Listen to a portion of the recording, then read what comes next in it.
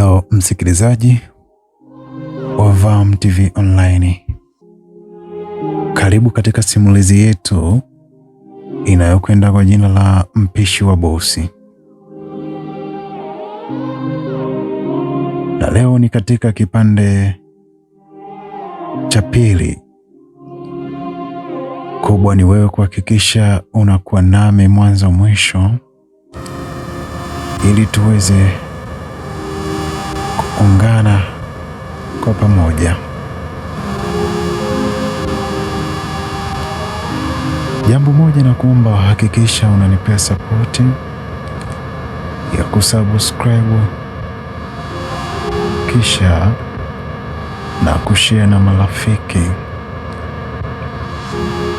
Tulipokuwa tumeishia katika simulizi ya Mpishi wa Bosi,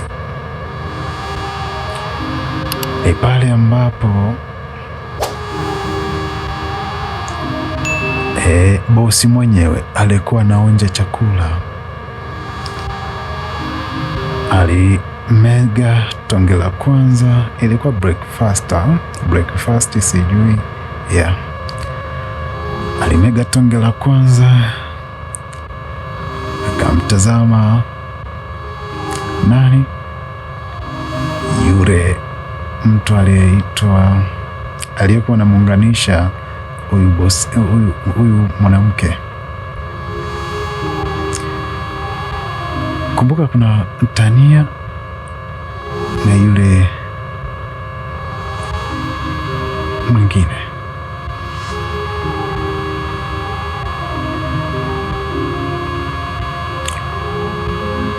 Wapi tulikuwa tumeishia? Ni hapo. So kubwa, hakikisha tu unasikiliza ili uweze kupata simulizi nzuri kutoka katika channel yetu ya Vam TV Online, tuweze kusonga nayo.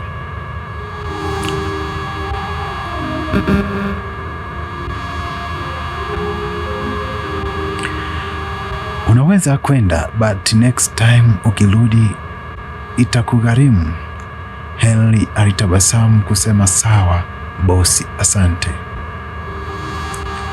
Hakukuwa na la ziada, akaondoka, huku nyuma Mr. Boss akabaki anaenjoy breakfast yake. Haya, tuachane na Mr. Boss. Upande wangu nilikuwa naangalia mlango nikihofia kurudishiwa breakfast ambayo nimeandaa na bosi. Mle jikoni tulikuwa wanne: mpishi mkuu, mkaka na mdada mmoja. Yule dada baada ya kuona nimejawa na hofu sana, alinisogelea na kuniambia, ondoa shaka, hadi dakika hii hakijarudi itakuwa amependa. Unasema kweli? Ya, bosi hanaga muda wa kuzunguka. Yaani akiangalia tu kama si kizuri hawezi hata kuonja, kinarudishwa. So wewe umepita? Kusikia hivyo, uso ulikuwa na hofu ulipata tabasamu nono na kusema, naomba Mungu iwe hivyo. Kusikia hivyo, uso ulikuwa umechangamka sasa. Imeshakuwa, ila utatakiwa kuwa makini zaidi, maana unaweza kubadilika leo ila ukaharibu kesho. So please be careful.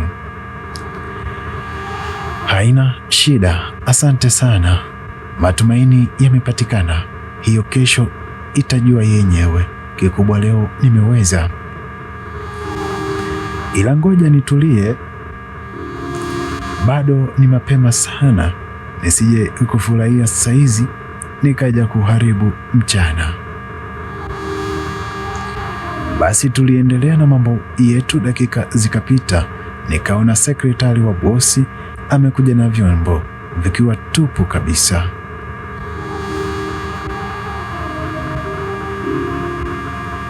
Kufika tu akaniambia, bila shaka unatokea kwa wachawi. Tena? Nilimwangalia hata sijaongea kitu. Mpishi mkuu akasema, sio katokea kwa wachawi, ni kachawi kaliko uza utelezi ili kapite. Ila tuko hapo, akitoboa hata wiki atakuwa mkuu wa wachawi. Mpishi kusema hivyo, sekretari akajibu, wiki umeenda mbali, mpe siku 2, akizivuka tu atakuwa ameupuliza vya kutosha.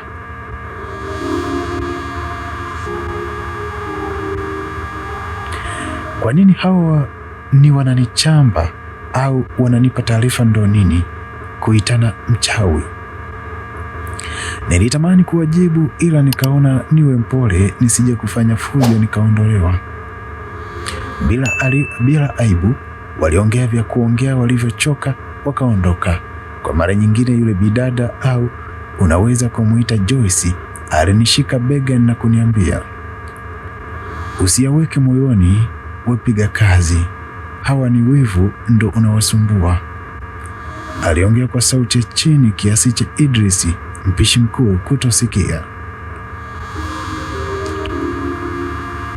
Sikujibu zaidi, nilitabasamu kuonesha haina shida. Kisha tukaendelea, masaa yakasongea mbele. Ilivyokaribia mchana, nikataka kumcheki Henry aniambie bosi atakula nini, maana sikupewa ratiba. Ila kabla sijamcheki Idris, akanipa kikaratasi kilicho na jina la chakula ambacho bosi anataka kula.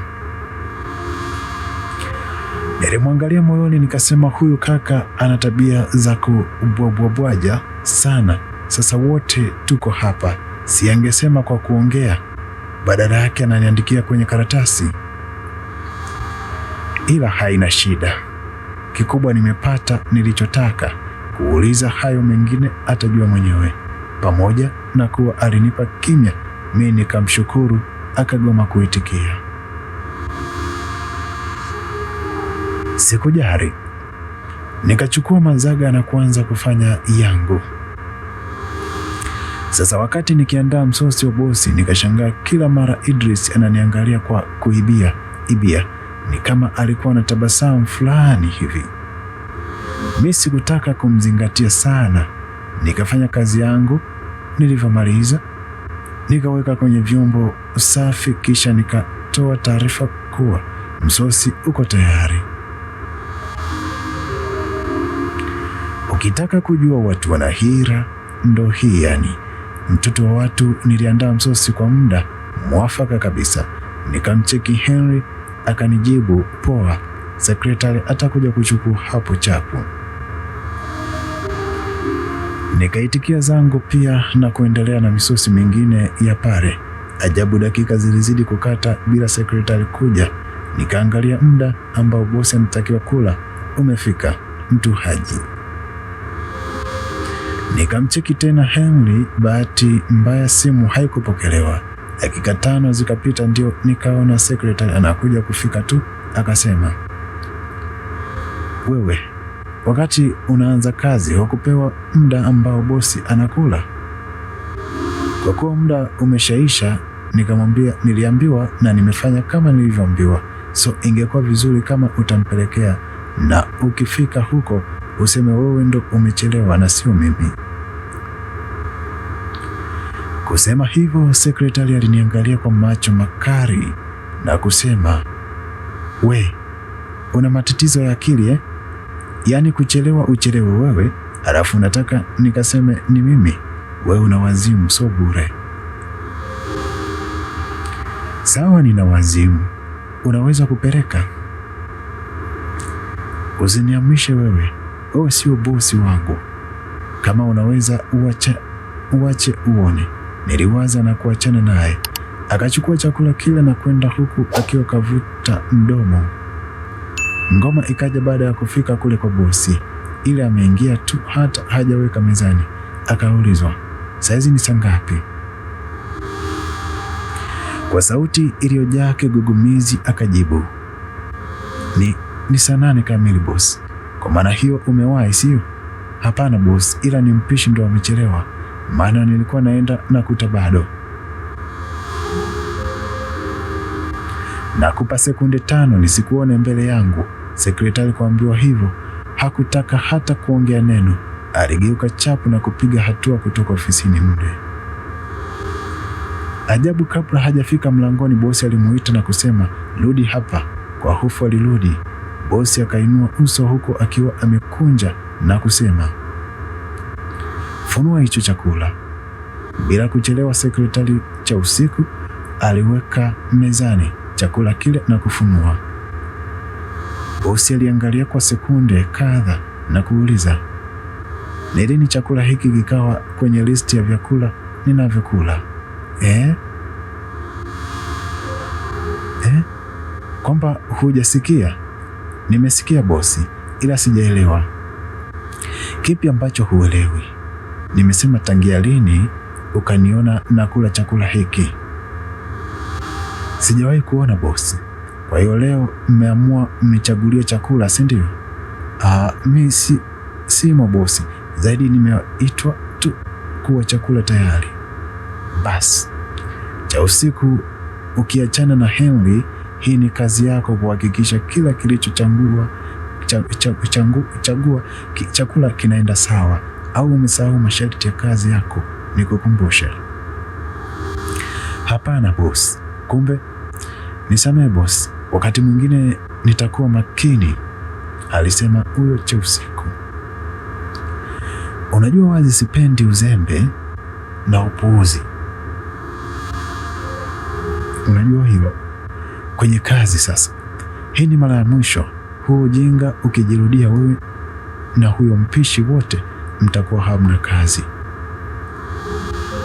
Kumekucha.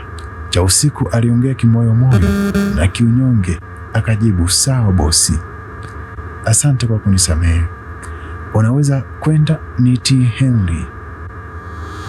Sawa bosi, cha usiku alijibu na kutaka kuchukua chakula kile ili aondoke nacho. Cha kushangaza, bosi akamwambia, kiache hapo. Nini? Nimesema kiache hapo. Lakini bosi, si umesema? Okay. Hakumaliza kuongea, alikatwa jicho hilo. Mwenyewe akageuka na kuondoka tena, sio kwa kutembea ila kukimbia. Kufika ofisini kwake, akabaki akizunguka huku akisema, inakuwaje? Hajakasirika kama siku zote. Mimi nilitegemea atashauti na kumwita mpishi amgombezi na ikiwezekana hata kumfukuza, ila amekuwa tofauti, au anaanza kubadilika, maana hii sio kawaida ya kutoa nafasi ya pili. Hapa kuna namna stopoa. Aliongea na kuamua kutoka kumuita Henry na kumjulisha kuwa anaitwa na bosi, kisha akarudi kuendelea na shughuli zake. Kwa upande wa Henry, baada ya kuambiwa anaitwa na bosi, aliwaza kuna nini tena, maana wito umekuwa mwingi. Kwa wasiwasi alitoka na kwenda ilipo ofisi ya bosi. Kufika kule, akagonga na kuingia, akakuta meta bosi yuko busy kula. Macho yake yalitua kwenye chakula alichokuwa anakula bosi. Akashangaa, imekuwaje leo bosi kuagiza chakula kile ile hali hakuwa hakitaki? Na cha kushangaza, anaonekana kukifurahia vizuri tu. Aliwaza na kutaka kuuliza, ila akaogopa na kuamua kukaa kimya. Bosi utamu wa chakula ulimnogea, akasahau hata alimuita nini Henry. Bila hata kumwangalia, akamwambia, sorry, unaweza kwenda tu. Huyu mtu leo amekuwaje kabisa? Anasema sorry. Henry aliongea kichwani na kubaki akimwangalia kwa mshangao. Bosi kuona Henry bado kasimama, aliinua uso kumwangalia na kumuuliza, vipi, mbona umesimama? Nimesema ondoka, aliongea kwa sauti ya mamlaka. Henry kichwa akasema, huyu ndo wewe sasa? Nilishangaa eti unaanza na sorry.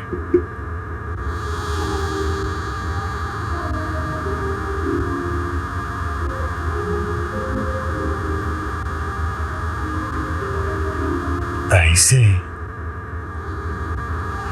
iliweje bosi aanze na sorry?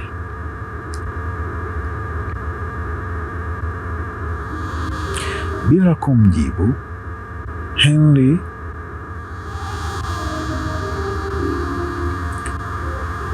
Ketu akigeuka na kutoka kuondoka, mara bosi akasema, wait, ulisema huyu mpishi umemtoa wapi? Ametoka Arusha boss. Okay, unaweza kwenda sasa, aliongea na kurudisha umakini kwenye chakula. Henry alimwangalia na kuamua kuondoka. Hakwenda ofisini kwake, bali alimfuata sekretari cha usiku. Kufika tu akamuuliza, kama sijakosea, una taratibu yoyote ya chakula cha bosi pamoja na aina ya vyakula anavyotumia? Imekuwaje leo anatumia chakula tofauti? Swali lile lilimfanya cha usiku akamwangalia kwa muda bila hata kumjibu, na baadaye akamwambia, huyo bosi wako ni mtoto au mtu mzima? Alafu tangia lini mimi nikawa mpishi wake? Mi si ninatoa oda kutokana na matakwa yake, au unajitoa ufahamu? Kwa hiyo unataka kusema leo ndo kaamua kula kile chakula? Hilo ungeenda kumuuliza huyo mpishi, sijui demu wako nahisi, na sio mimi. Selina hawezi kupika kitu kwa kujiamulia, ni wewe ndo umempa hayo maelezo. Kwani Henry, uko na wazimu au shida yako ni nini? Maana naona unataka kunikoroga. We koma, acha kunipandishia sauti. Nimeshaona mchezo unataka kuucheza, sasa sikiliza kwa makini.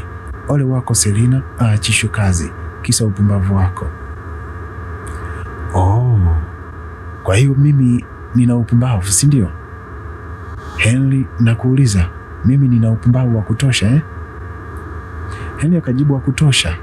Sawa, soon utaenda kujutia haya maneno yako, na nakuhakikishia huyo mpuzi hata maliza mwezi kwenye hii kazi.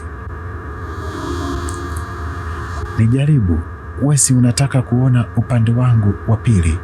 Endelea. Aliongea na kuondoka huku akimwacha cha usiku akiwa na hasira sana.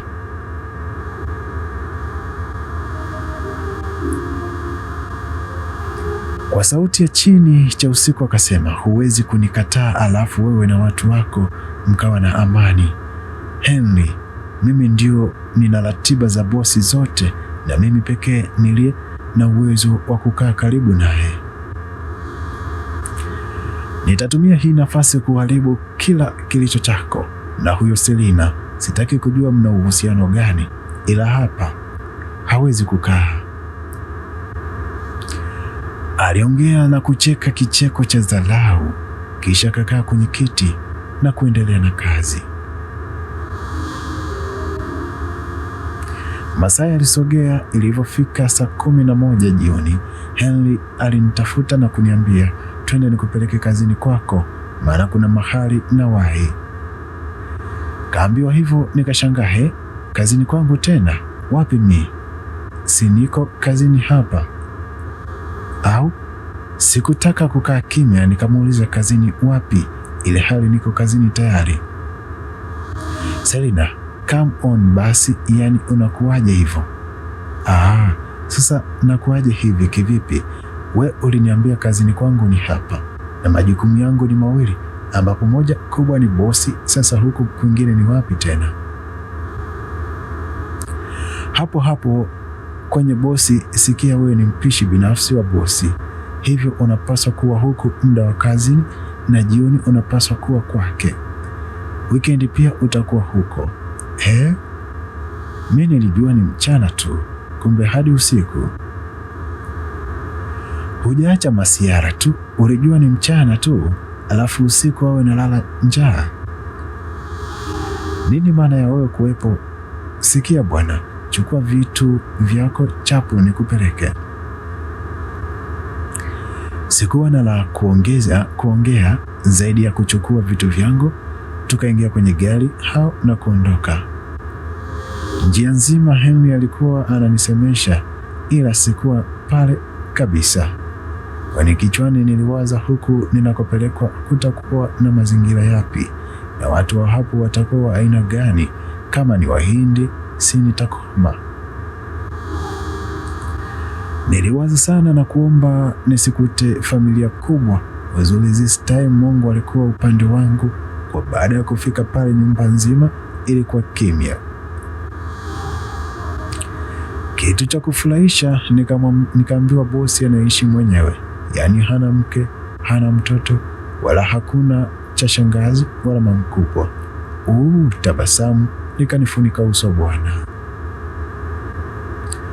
Hayo ndo mambo nilikuwa nataka, sio unaenda mahali familia yote iko hapo, ikifika muda wa kupika unapika kama kuna sherehe, mara huyu atake kile, yule atake hiki. Mungu kanisevu bwana, maana kwa uvivu wangu kazi ningeiona chungu. Basi tuliingia sebuleni. Kufika napokelewa na picha kubwa iliyokuwa ukutani. Picha ile ilikuwa ya wanaume wawili ambao mmoja kwa haraka alikuwa kati ya miaka 30 na mwingine 30 hadi 35, huku mwingine akionekana kuwa kati ya 50 hadi 60.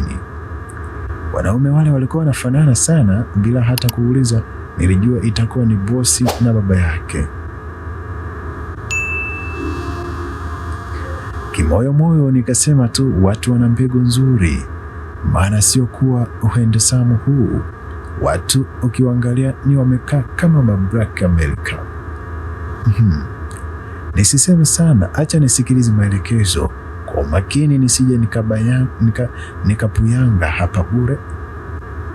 Basi bwana, nilipelekwa jikoni. Kufika nikasema kweli pesa zinaweza kufanya mambo ya ajabu.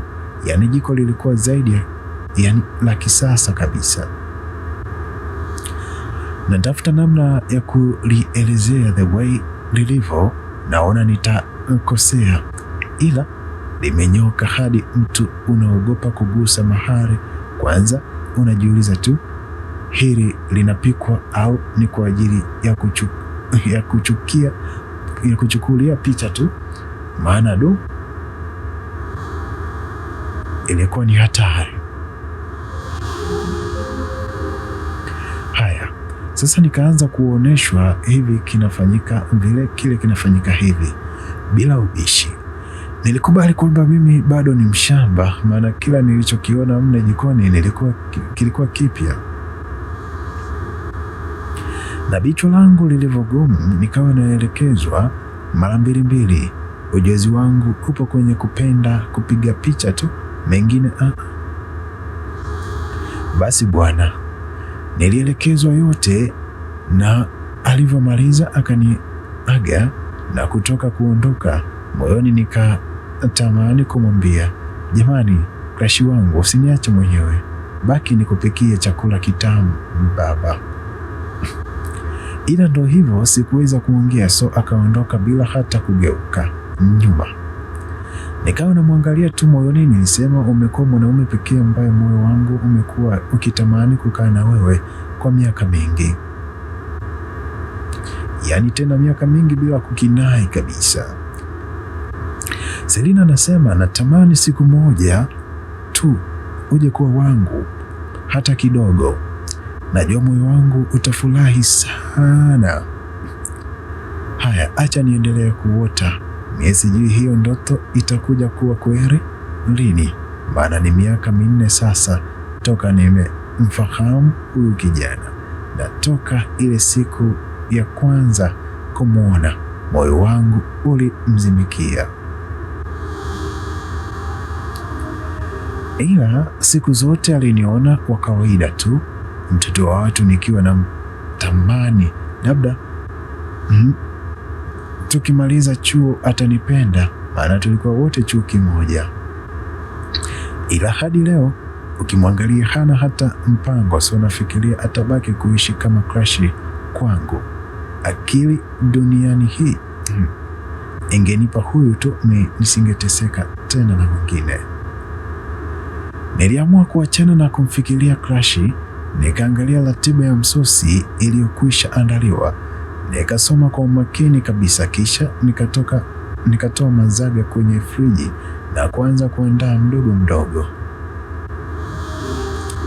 Dakika zilisogea na baada ya saa 1 na dakika kadhaa nikawa nimemaliza kuandaa kila kitu, yaani kwanza chakula hadi juisi. So nikaweka mazingira safi.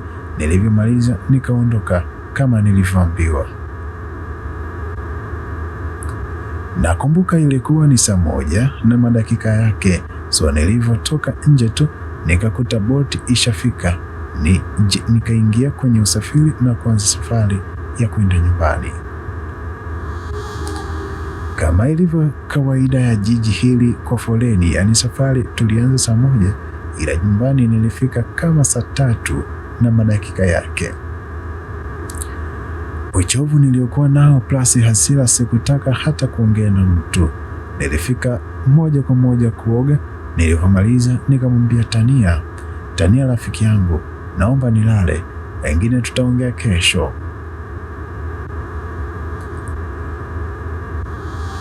Uzuri alinielewa. Mimi nikalala zangu, yeye akabaki anaangalia movie.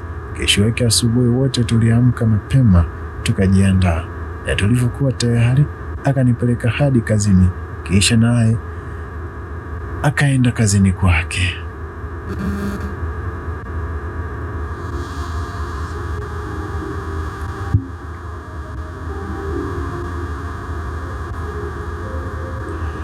Basi kazi zinifanyika, ratiba zote zikafuatwa. Jioni ikafika, nikaenda kwa bosi kuandaa msosi kama kawaida. Nilivyomaliza nikaondoka akiwa bado hajarudi. Hali hiyo iliendelea karibu wiki nzima, na ilipofika weekend sikwenda, na hiyo ni baada ya kuambiwa bosi amesafiri kidogo. So weekend zote sikutoka kwenda kazini, nikawa tuko busy na Tania wangu. Kama ilivyo kawaida, baada ya weekend kuisha, watu kurejea kazini, nami nilirudi kuendelea na majukumu yangu. Bosi wangu alikuwa bado hajarudi, so nilikuwa napika wapishi wengine, tukipika msosi wa wateja na wafanya kazi.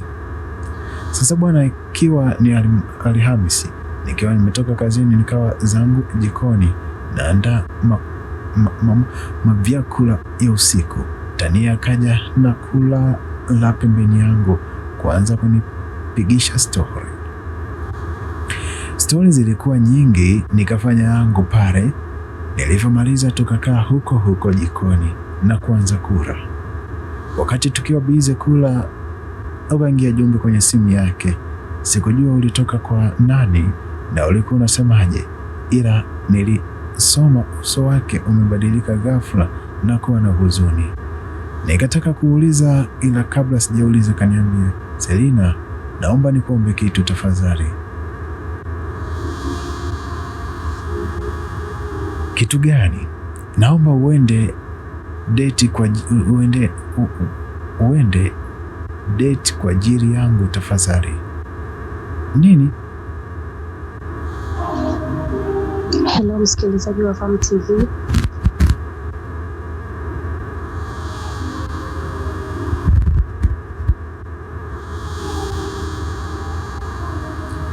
Nini? Niende date ya wapi? Na nani? Alishusha pumzi ndefu na kusema, baba amenitumia message kunitaka kesho niende date na mwanaume aliyenichagulia yeye. Jamani, bado tu mnachaguliana wanaume wa kuolewa nao, na wewe sikutaka, kwa nini ni lazima?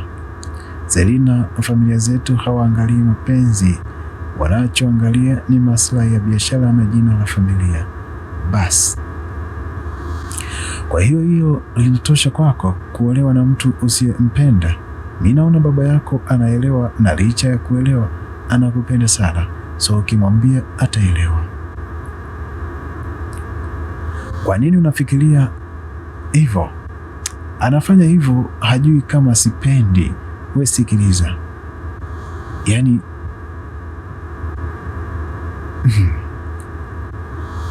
Nionyeshe chako hili jambo, kwa hiyo nataka uende wewe, na ukifika pale fanya ujinga unaojua wewe ili asikupende. Kwa sababu gani? Unajua nataka hii iwe hivyo, maana nikikataa moja kwa moja hatutokuwa sawa na mzee. Unajua hela zake nina kazi nazo Hicho ndo ulitaka? Haya mengine ulikuwa unajizungusha tu. Sawa. Si utaenda au? Kwenda sio shida, ni akinipenda je? Haiwezekani. We hiyo kazi niachie mimi, nitahakikisha na kutengenezea hadi ukifika pale hata kupenda. Haya, ila ni mara moja tu, sio niende saizi. Ikitokea tena uniambie niende.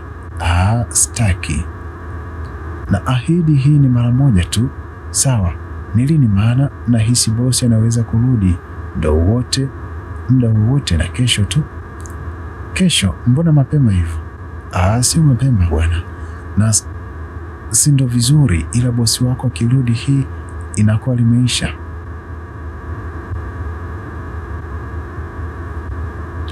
Sawa.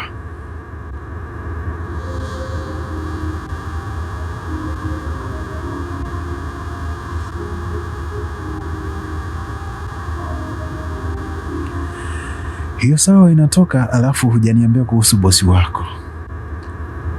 Nilijua tu hili halitakupita. Inanipitaje? Kwa mfano, pole, maana safari hakuna umbea. Huyu bosi sijakutana naye zaidi ya kuona tu picha nyumbani kwake. Acha masiara, hadi leo hujamwona? Ndiyo, sasa mimi nitamwonaje wapi wakati yuko ofisini?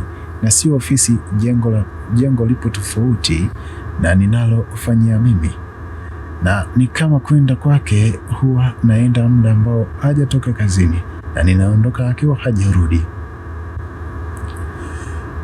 Kweli watu wako busy na maisha, maana kila siku unarudi saa 2, ina maana hadi hiyo mida inakuwa bado ipo kazini.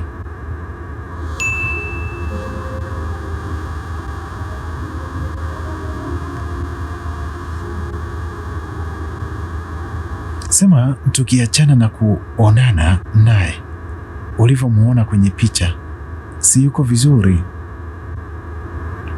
Hilo linajieleza, tena ni zaidi ya vizuri, na baba yake ndo kabisa.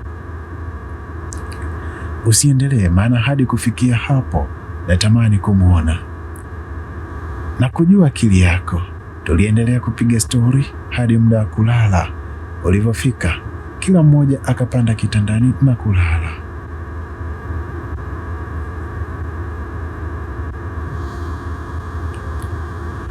Usiku ulipita, asubuhi na mapema nikaamka na kujiandaa, kisha nikaondoka na kumwacha Tania akiwa amelala, na sikumwamsha kwa sababu alisema hataenda kazini. So nikifika zangu kazini na kuanza shughuli zangu kama kawaida. Muda ulienda, ulipofika jioni tukaweka mambo sawa na kutaka kuondoka, ila kabla sijaondoka Henry akaniita na kuniambia bosi anarudi leo, so ila sitaweza kwenda kwa leo, lakini kesho mapema niwe pale kwake. Nikajibu sawa na kuondoka kwenda kupanda huba. Hapana, sasa hivi nilipanda gari lakini cruiser akanionea huruma bwana na kuamua kunipa lifti. Hii ni nafasi nilikuwa naitaka, ila si unajua tena, siwezi kujipendekeza kila muda. Sio lazima nijifanye kama niko busy na mambo yangu, ila deep down natamani kuwa naye kila mahali na kila sekunde. Kwa hiyo nikataka kukataa bwana. Kijana akaniambia acha ujinga msichana, ingia kwenye gari nikurudisha nyumbani, au unataka ukanuse vikwapa vya watu, mara saizi magari yamejaa sopo. Alafu kweli Saizi usafiri unasumbua, embo nipande mie nisije kuteseka, ili hali nimepata nafasi ya bure tena ya crash. Sikukataa lifti, nikapanda na safari ya kunirudisha nyumbani ikaanza.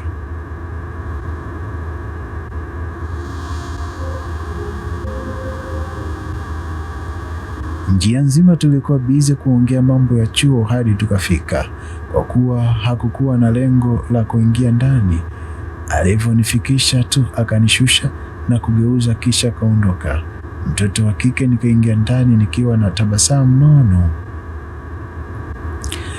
Tania sasa alivyombea, yani naingia nakuta mtu ndo anatoka dirishani kuchungulia. Nikamwambia, la msichana mbea wewe, kaa ombea. Naangalia story ilikuwa ikingojwa kwa miaka, leo inaanzishwa. Embu niambie kwanza, unasikiaje kuwa karibu na crush wako, na tena mnafanya kazi chini ya kampuni moja? Usiache nianze kuongea kuhusu hili, kwa sababu unajua sitamaliza. Kwa hiyo hapo tutafute siku moja, tukae siku nzima, nituelezane tu vile una feel. Hata siku haitoshi my dear, ni kwanza tuachane na hili. Umesha andaa kila kitu? Maana bado masaa mawili tu hiyo dinner date ifike. Hilo nimeshakamilisha kitambo. Hapa kilichobaki ni kuandaa tu, na bora hujasuka rasta. Why unataka nibane nywele? Ubane nywele kwani umesikia unaenda kuimba kwaya? Leo utaka kibadi? Wacha we, yote sawa, ila make sure sionekani kituko. Utaonekanaje kituko ili hali style yako stylish wako niko hapa, yani kila engo nimefiti, na uzuri mwili wangu umeumbwa ukaumbika, so kazi yangu ni nyepesi. Nilicheka na kuingia chumbani, nikabadilisha nguo, kisha nikatoka. Tukaanza mahangaiko ya kujiandaa bwana. Makolokolo aliyoandaa yalikuwa mengi. Cha kwanza nilianza kubandikwa wigi la maana, ila lilikuwa limekaa kibad girl. Nikabandikwa makucha jamani, mama we, mala kope, sijakaa sawa lenzi. Akaenda mbari kunibandika yale matatu bandia, yani ili mradi tu nionekane kicheche wa mji. Na sikuwa na neno, si natoa msaada kwa bestie. Yes, niko tayari kufanya lolote as long as sio kuua mtu. Nitafanya yote kwa ajili ya bestie wangu, na nafanya hivi kwa sababu yeye pia yuko tayari kupambana kwa ajili yangu. So kama yeye yuko tayari kusimama popote kwa ajili yangu, kwa nini mimi nisiwe kipaumbele kwake? Ukipenda kupokea, penda au jua kutoa pia. Sio kila siku ufanyiwe wewe tu, na mtu asitake kujua wewe huyu Tania nini kilikwenda vipi.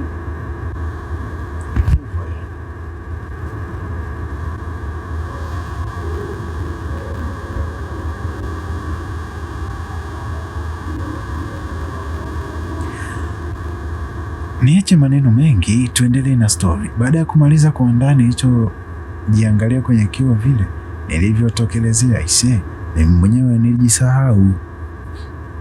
Selina anasema, yaani nilibadilika kiasi ambacho huwezi kuamini. Kama ni mimi tena na jinsi nilivyovaa, ndo kabisa utakataa. Nilimwangalia Tania kwa kiasi kusema, wewe kumbe inawezekana kuwa mtu mwingine kabisa hivi.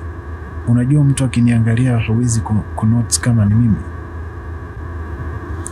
Hiyo tunaita nguvu ya makeup, na vile unazoea kujiweka natural kama msitu, ndo kabisa imefanya uwe tofauti. Kwa kweli and una uhakika hayo mavitu hayataniletea shida, kwa mambo ya kuvaa hadi lenzi ni habari nyingine kabisa. Tulia wewe, unafikiri kupata shida inakuaga rahisi hivyo? Haya, hatukuwa na maneno zaidi. Alinipiga picha kadha, kisha tukaingia kwenye gari na kuanza safari kuelekea hoteli ambayo ndio sehemu ya kuonana na huyo kijana. Kwa bahati nzuri nilifika kwa wakati kabisa, ila Tania akashauri kuwa nisishuke kwanza, yaani nijicheleweshe makusudi, akiwa na maana wanaume walio na mafanikio makubwa wengi wao huwa wanapenda kwenda na muda, so nikichelewa inaweza kuwa moja wapo wa kikwazo kwa huyo kijana. Kweli nilifanya kama alivyosema, nikachelewa karibu dakika 10 na pointi ndo nikaenda. Uliza sasa nikiendelea nikaendeleaje? Acha nicheke kwanza. Chizi mie, nilitembea kuelekea meza ambayo nilielekezwa kuwa yupo, kama vile nimevurugwa na bangi. Kufika kwenye meza, kusikia kabla hata sijaongea wala kukaa, nikasoma jina lililo kwenye meza ambayo ilikuwa inatambulisha kuwa ile ni meza special kwa Mr. Enzo. Yes, huyu jamaa jina lake ni Enzo. So nilisoma kusema, kumbe niko sahihi. Najua nimeenda meza isiyo sahihi. Okay, Mr. Enzo, habari yako? Niliongea kichaluko sana huku nikitafuna Big G na kuvuta kiti, nikakaa kwa kukunja 4 nikiwa nimevaa kinguo kifupi mno, ila sikujali wala kuonesha aibu. Ndo kwanza niliakti kama msichana wa mjini aliyeshindikana. Basi kijana alitikia salama kwa utulivu sana, kisha tukaagiza vinywaji pamoja na chakula. Mimi huwa natumia pombe ila hizi laini, lakini siku niliagiza kitu hicho hadi mhudumu alishtuka akaishia kuguna. Kijana wa watu, yeye akaagiza kitu softi tu pamoja na chakula chake safi. Natamani kuongea ujinga wote niliofanya kwa siku ile, ila sioni namna vizuri ya kueleza. Mtu ukalipata picha kamili, ila kiufupi tu ni kwamba ilikuwa baraa, yani ilifanya ujinga wa viwango vya juu, na kama mwanaume anayejiheshimu na mwenye lengo la kutengeneza familia bora, walai asingenichagua hata kwa bahati mbaya. Kozi kwa aina ya mwanamke niliyemuonesha pale, no, sikufaa kuwa mke, na sio mke tu, hata mpenzi wa mtu mwenye kujielewa sikufaa. Selina anaendelea kutupa simulizi. Na jamaa kumwangalia tu ni wa viwango vya juu, na ukiachana na viwango ni mwanaume ambaye ametulia sana. Kwa sababu gani nasema hivi? Yaani kwa madudu nilionyesha pamoja na kauli nilizokuwa natumia, angekuwa mwingine naona angeinuka akaondoka, lakini katika hali isiyo ya kawaida hakuonesha kuchukia wala kuonesha kuhisi aibu yoyote. Zaidi alikuwa makini kunitizama na kunisikiliza kwa kila neno. Mwisho bwana, nikaambiwa, so tunaenda kulala wapi? Kwako ama tuchukue chumba? Japo naona tuchukue chumba hapa, maana kwako inawezekana kuwa mbali and siwezi kuvumilia muda mrefu. Niliongea kwa Deko hali ya juu. Kwa utulivu aliendelea kunitizama na mwisho akaniambia, nafikiri urudi nyumbani ukapumzike. Kupumzika? Why? Kwa nini? Sini tayari tushakuwa wapenzi, so twende tukalale wote basi. Tania, inuka nikurudishe nyumbani, aliongea huku ameweka uso wa serious sana. Nikaona nisiendelee, nikajikaza kuzabuliwa mibao mbele za watu, nikapata aibu bure. Yaani huyu Mr. Enzo anamuona Selina ni Tania. Kwa hiyo Mr. Enzo hamjui Tania vizuri, na kutokana na makeup ambayo amepakwa na Tania, so anamwona huyu ni Tania. Ila nilishangaa baada ya kunifikisha kwenye gari, akashuka kijana mmoja, naona alikuwa ni dereva wake. Akamwambia yule kijana, mpeleke huyu binti kwao. Aliongea na kuniingiza kwenye gari, dereva naye akapanda, kisha akageuza gari na kutaka kuondoka. Enzo akamuita na kumpa address ya nyumba ni kwa Tania. Kijana yule alitikia ndio na kuondoka eneo lile, huku nyuma tukamwacha mwenyewe. Sijui kwa nini alichagua kubaki, au labda hajapenda kuongozana na mimi, akihofia huenda nitamsumbua. Basi bwana, safari iliendelea, tukafika mbali kidogo na ile hoteli. Nikamwambia dereva, simama. Mwanzo aligoma, ila nilivyopiga kelele na kumsumbua alikubali na kusimama. Nikashuka. Dakika hiyo Tania kafika. Nikaingia kwenye gari na kumwacha dereva wa watu akihisi kuchanganyikiwa, maana aliwaza itakuwaje nikipata tatizo, kwa sababu kaagizwa kunifikisha nyumbani, ila nimeishia njiani. Basi bwana Tania, baada ya mimi kuingia kwenye gari, alianza kuniuliza dinner date imeendaje. Uliza sasa, niliweza hata kujibu. Aisee, nilikuwa yaani pombe ilijaa kila mahala. Hata kuinua mkono ilikuwa ni ngumu, nikawa kama teja, si teja zombi, si zombi kiufupi. Nilikuwa choka mbaya. Tania alishindwa kuniuliza na kubaki akicheka.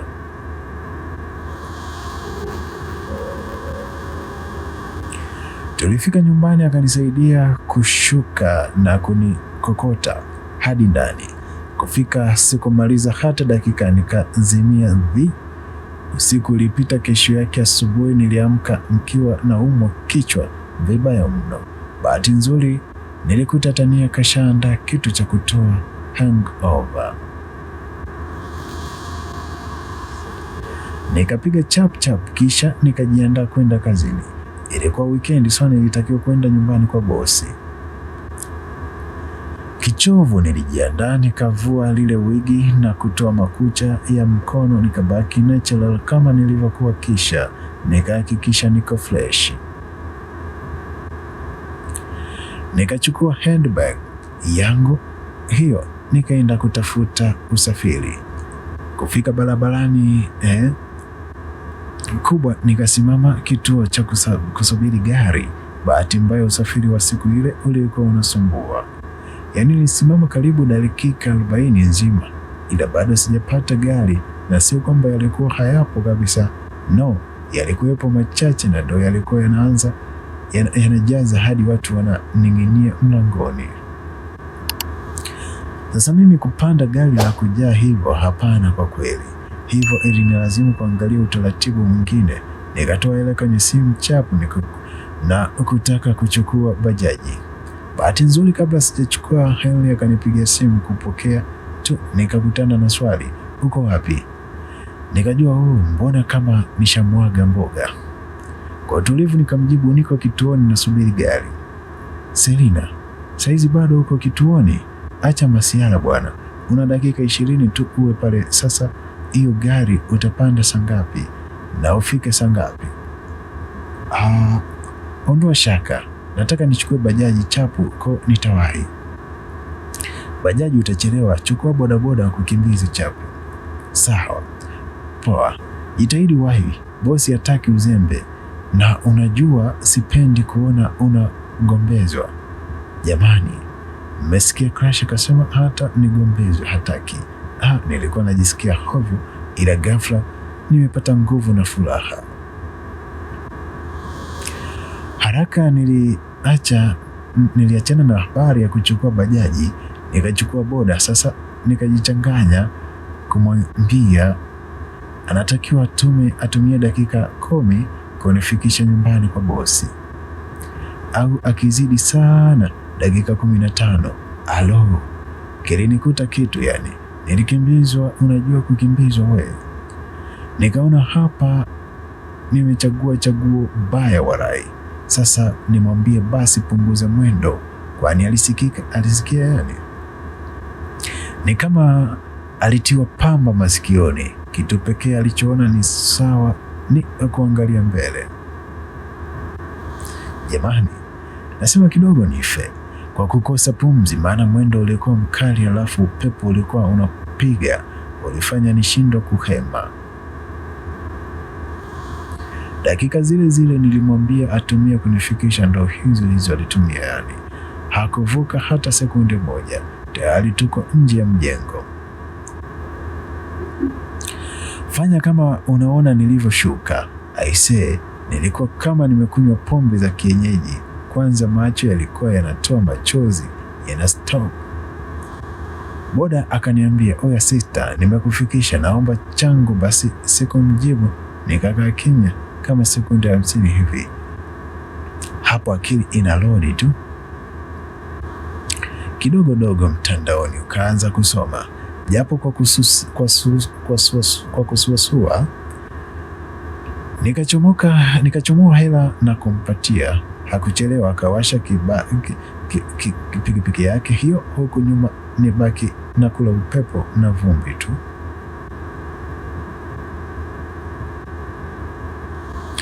Aise, itoshe kusema nimekoma kupanda boda za wahuni. Alafu nampa dakika huyo, alitaka kunipeleka aheli huyo kabla ya wakati, yani ahela sijui aheli.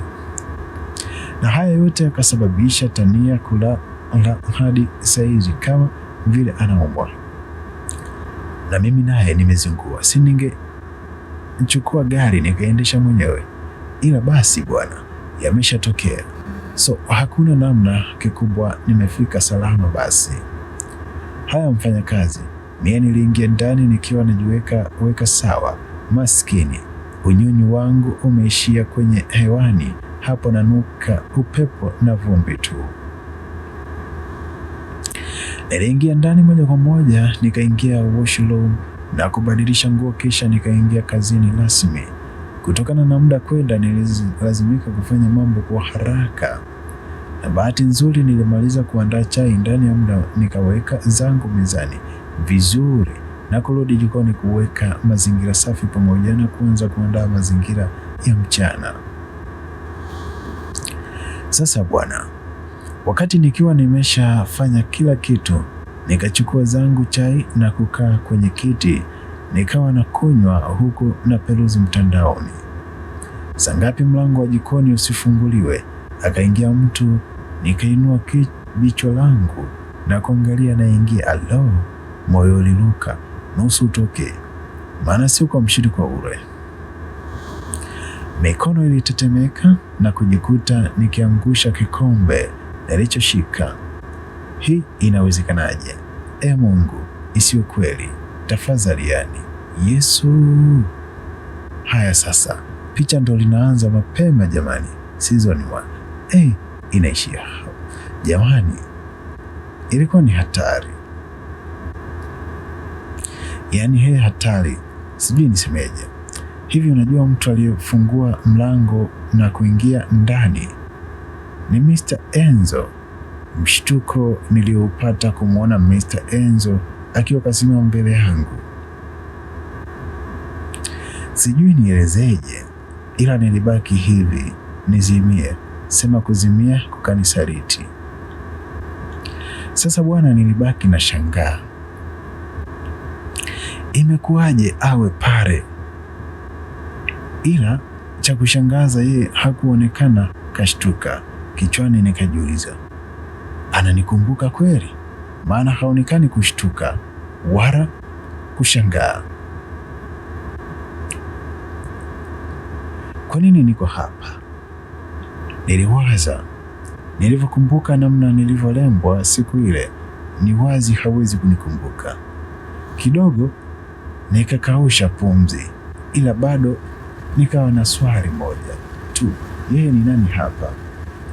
Swali langu bwana lilikuwa kupatiwa majibu, kwani Mr. Enzo baada ya kuniangalia kwa sekunde kadhaa aliniuliza, wewe ndiye mpishi?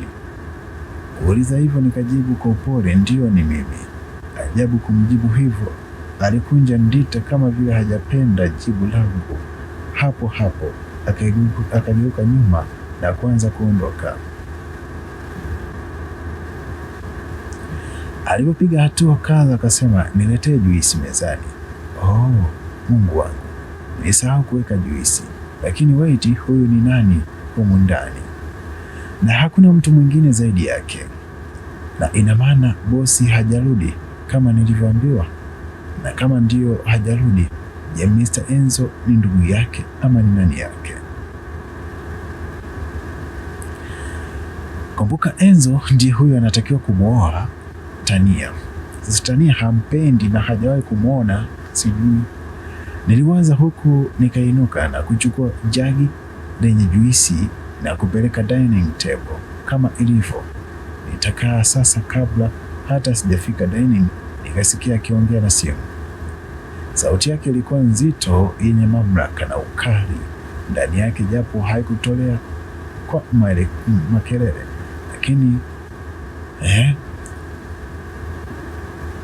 pamoja na kwamba alikuwa haongei kwa kupiga makelele, ila maneno yalikuwa makali mno. Sikujua ni nani alikuwa akiongea naye na kumtamkia maneno makali vile.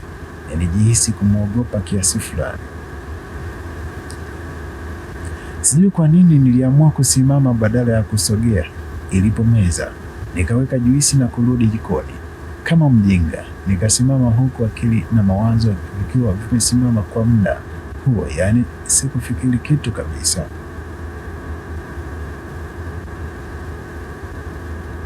Bahati mbaya sasa Enzo alihisi uwepo wangu na akageuka nyuma na kukuta nimesimama kama sanamu la posta.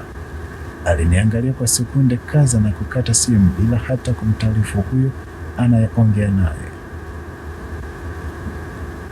Nikasikia, kwa nini umesimama hapa? Aisi, sauti ilitoka kwa ukali. Kila kilicholala kikaamka. Sikujua hata nimeweka jagi saa ngapi, ila nilijikuta tayari nimesharudi jikoni kwa kasi ya 5G. Wenge litanifanya ni aibike vibaya mno. Ndo nilikuwa nafanya nini jamani? Nilikuwa kichwa kama vile kimejaa chawa na kubaki najiuliza, hivi kabla ya hapa nilikuwa nafanya nini vile? Nilikuwa nakunywa chai na nimevunja kikombe cha watu. Taratibu nilinama na kuanza kuokota vipande vya kikombe kilichovunjika. Mara nikasikia sauti ya ukali ikisema, Henry, unaweza kuniambia huyu mama anafanya nini humu ndani? Mama jamani? Ni mimi naitwa mama au kuna mtu mwingine zaidi yangu? Labda ndo anaitwa hivyo. Nilijiuliza na sekunde hiyo nikasikia akisema, unaniuliza mama gani huyo? Anajiita sijui mpishi, humjui au amejileta mwenyewe? Wait kwanza, ni mimi ndo naitwa mama? Huyu kaka ananitaka lazi. Jamani, yaani mimi mtoto mbichi, tena mtoto wa juzi ambaye hata dodo zangu bado hazijainama wala kuchuja, ndo naitwa mama? Haya ni madhara ya hali ya juu. Yaani hata kimwili changu kidogo na kizuri hajakiona hadi aniita mama. Ukweli sikupenda, na muda huo nikaacha nilichokuwa nafanya na kumfuata. Hapo nimelefusha mdomo kama chuchunge. Uliza sasa nilifika alipo. Aiselo wa Mungu alinizuia kabla hata sijafika dining. Akaniambia, tulia kwanza binti, unaenda huko kufanya nini mwanetu? Nikatulia, ila mdomo ndo bado umevutwa jamani. acha nimuite huyu hivyo, maana kashaniboa. Haya, lijamaa likaendelea kusema, Henry, umeanza kujiamulia mambo, si ndio? Ni lini uliwahi kuona na ajili mpishi binafsi wa kike? Sikuwa najua Henry anajibu nini, ila lijamaa tumuite hivyo hivyo, si kaniita mama. Basi likasema, nisikilize kwa makini, sitaki kuona huu upuuzi nyumbani kwangu, unaelewa?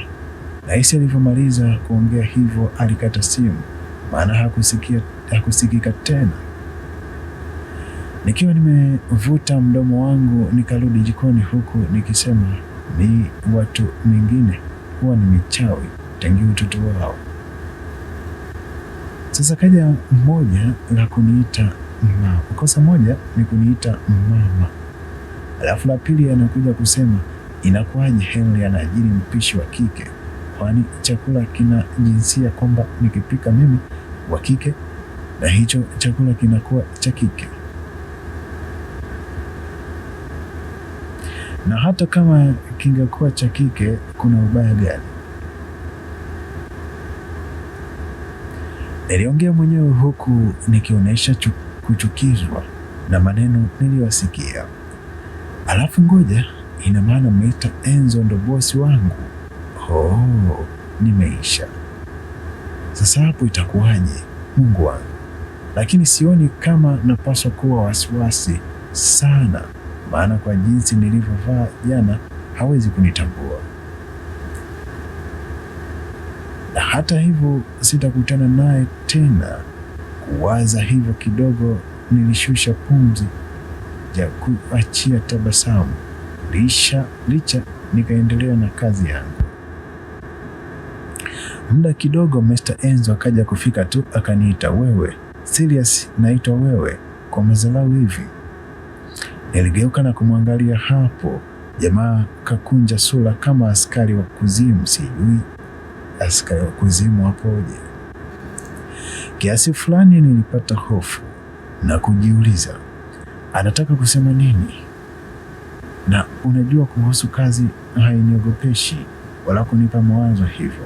Ishu ni date ya jana, hili ndilo lilinipa mawazo. Ila uzuri, kama nilivyojihisi toka mwanzo, ndo ilikuwa hivyo hivyo, kuwa hafahamu kuwa ni mimi. Maana bado baada ya kumgeukia tu alipiga hatua na kusema, wewe ndio umekuwa ukiandaa chakula changu kutoka wiki iliyopita? Aliuliza huku akiniangalia mikononi kama vile ana kitu anatafuta kuona kwenye mikono yangu. Basi kwa upole nilijibu ndio. Akauliza, una uhakika? Nikajibu tena ndio. Bosi baada ya kumjibu hivyo alikaa kimya kwa sekunde kadhaa, kisha akasema, leo ndo mwisho wa kazi yako, sitaki kukuona hapa kesho. Nilishangaa kubaki mdomo wazi. Leo ndo mwisho wa hii? Ina maana nimefukuzwa kazi? But why? Kisa mimi ni wa kike ama? Selina anasema, niliwaza na kubaki nikimsindikiza kwa macho hadi akapotea. Uongo dhambi. Nilikosa hata nguvu ya kuendelea na kazi, maana nilivurugwa. Yaani mtu unaniachishaje kazi bila kosa lolote? Hii hapana. Namfuata. Nilitoka jikoni na kwenda sebuleni nikijua nitamkuta. Nilivyofika sikumkuta.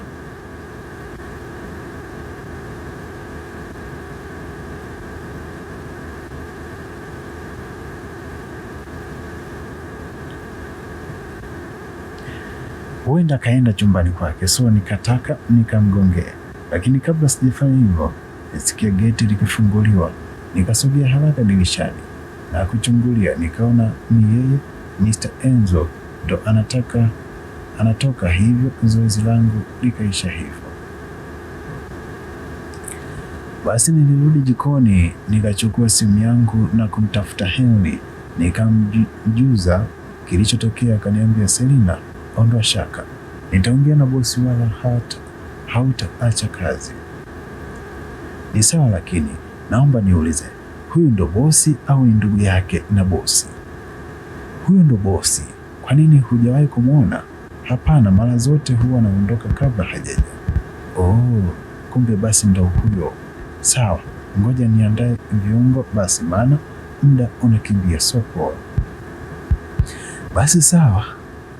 Sikuwa na la ziada, nikakata simu na kuendelea na mambo yangu. Upande wa Henry, baada ya kumaliza kuongea na mimi, alimtafuta Mr. Enzo. Simu iliita mara moja tu. Mr. Enzo akapokea na kusema, unataka nini?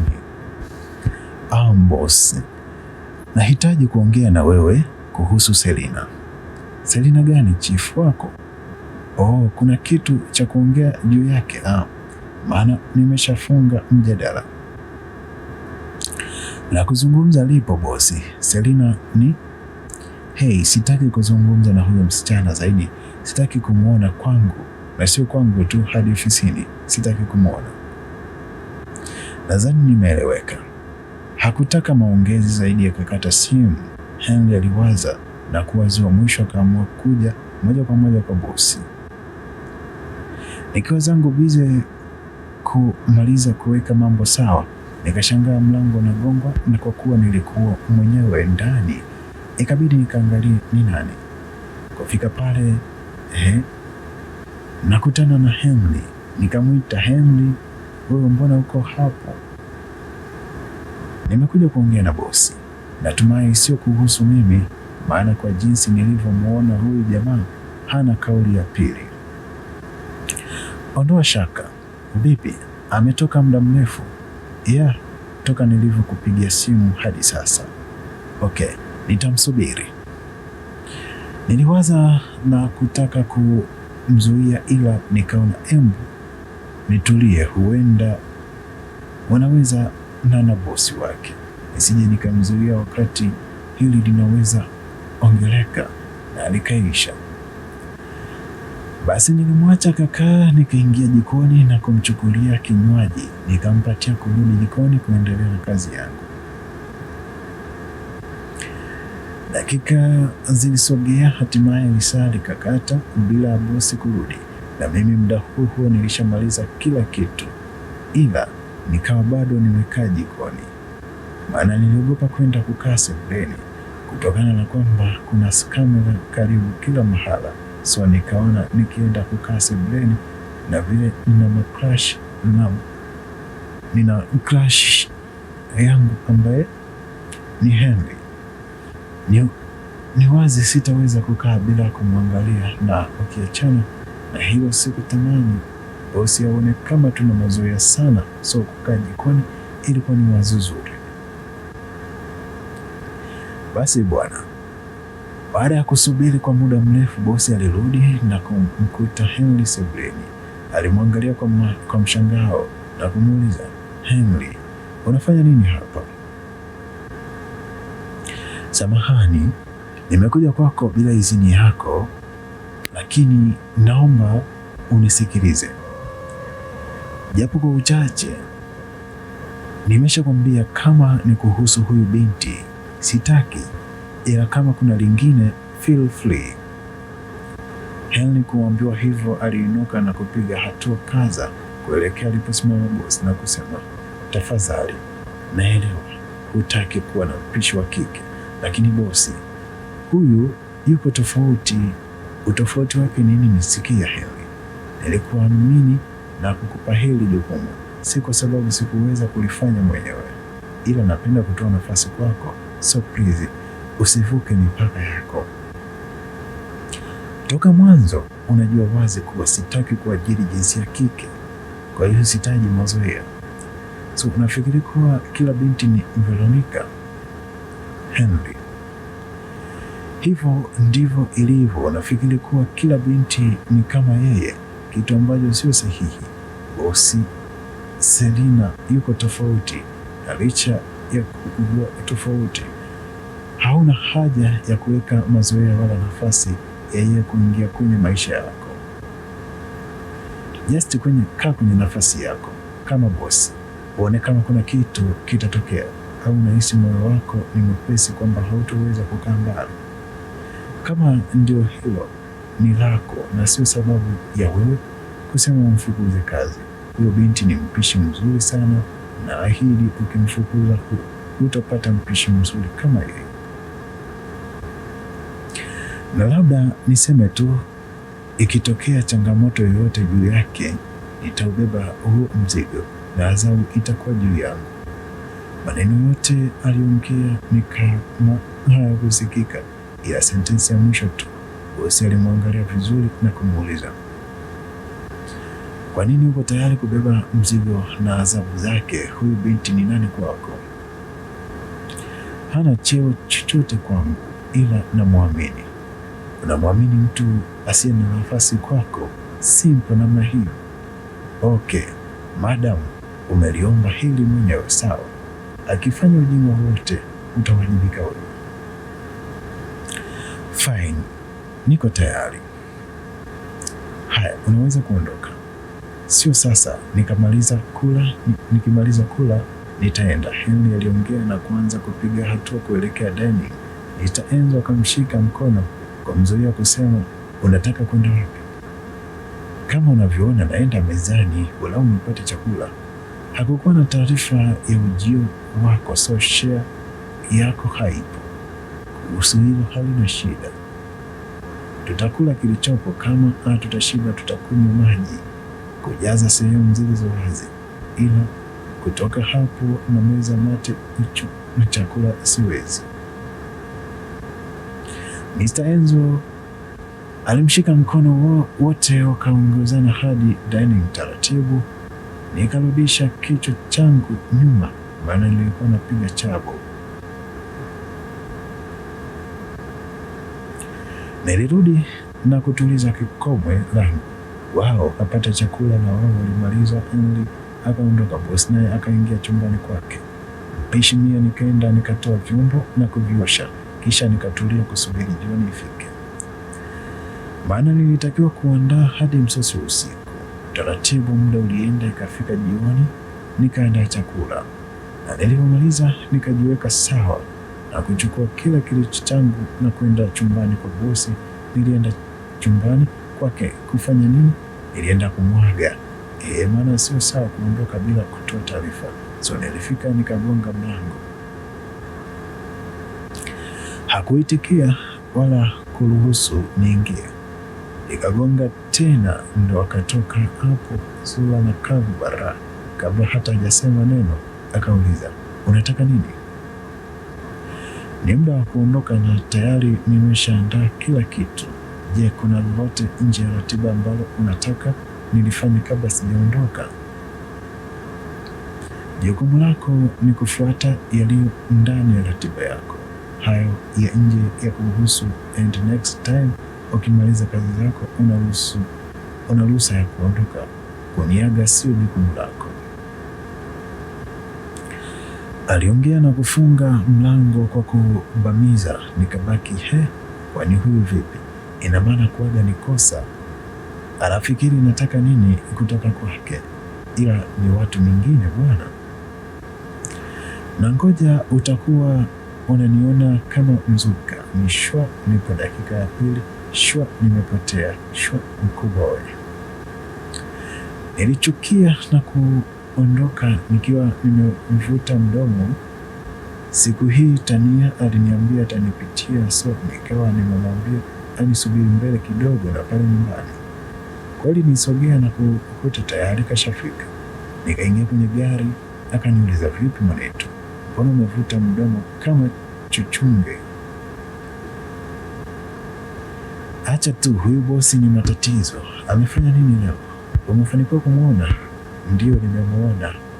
Leo unafanya kama unaota, maana nikikwambia fanya kama unaona utaona makengeza. Nifanye kama naota nini? Ni handsome la nguvu au ndo wale wasula mtu kazi? Achana na mambo ya sura. Huyo bosi ndo yule mpuuzi nilionana naye jana. Ulionana naye jana? Wapi? Kwani unawaza nini mwanetu? au bado mbangi ziko kichwani? Jana si nimeenda date na yule mpuzi uliyepangiwa na baba yako? Wait, unamaanisha Mr. Enzo ndio bosi wako? Ndiyo. Mtupe himbo na baraa. Hajakutambua lakini? Ndiyo. Afadhali, maana nilikuwa nimepata pressure. Sema wewe, lakini una uhakika sikukutana naye tena? Maana kuna kukutana tena, uwe na hakika siendi. Kukutana naye hautakutana naye tena, ila hapa utatakiwa kuwa makini, maana ukionyesha tofauti yoyote atasanuka. Nionyeshe saa ngapi dada? Huyu mtu ni kauzu na nusu, hataki mazoea wala kucheka na mtu. Na kwanza nilitakiwa leo ndo iwe siku yangu ya mwisho kazini. Kwa nini tena? Nasikia hakutaka mpishi wa kike. Sasa sijui ana shida gani na wapishi wa kike. Bila shaka kuna stori nyuma ya pazia. Hata mimi naona. Sasa hebu tuondoke. Naomba tupishe mahala tule kabisa ili tupitie mahala tule kabisa ili nikirudi nyumbani ni kulala tu, maana najua na tabu tu. Tania hakuongeza neno, akawasha gari hao. Tukaenda hadi restaurant fulani hivi, tukaingia kupiga msosi, na tulivyomaliza tukarudi nyumbani. Kutokana na uchovu niliokuwa nao, nilifika na kuingia bafuni nikaoga. Nilivyomaliza nikapanda kitandani na kujifunika gubi tayari kutafuta usingizi. Maasimu ikaita kuangalia namba ni mgeni. Nikatoa sauti na kuweka pembeni. Sijakaa sawa, nikaona Tania anakuja mbio kufika pale, ananiambia, we Selina, jana si ulisema umefanya kama tulivyokubaliana? Ndio, kwani kuna nini? Mimi nahisi kuna mahali ulikosea bwana. Unajua baba amenipigia simu na kunipa hongera eti Mr. Enzo amenipenda na yuko tayari kunioa. Nini? Ndio hivyo. Acha masiara basi. Masiara yatoke wapi bwana? Ndio iko hivyo. Sasa itakuwaje? Maana kabla hata sijamaliza kuongea, simu yangu iliita tena kuangalia. Namba ni ile, nikachukua na kupokea. Sauti ya upande wa pili ilifanya nibaki nimeganda. Aisee, nimeyakanyaga tena, nimeyakanyaga haswa, na sasa yananukia mtume mimi. Selina, nini kimempata hadi aseme nimeyakanyaga tena? Ni kuhusu kwa bosi, ni kuhusu Mr. Enzo. Yote tutajua katika kipande cha 3. Kumbuka jina langu Mr. King Van. Subscribe tuwe pamoja. Hii ni simulizi ya mpishi wa bosi. Kumbuka kushare na marafiki, kisha toa maoni yako. Ni nini kinampata Selina hadi nimeyakanyaga? Na kitu gani kilimfanya baba yake Tania amwambie Tania kuwa Mr. Enzo yupo tayari kukuoa? Yote tukutane kipande cha 3.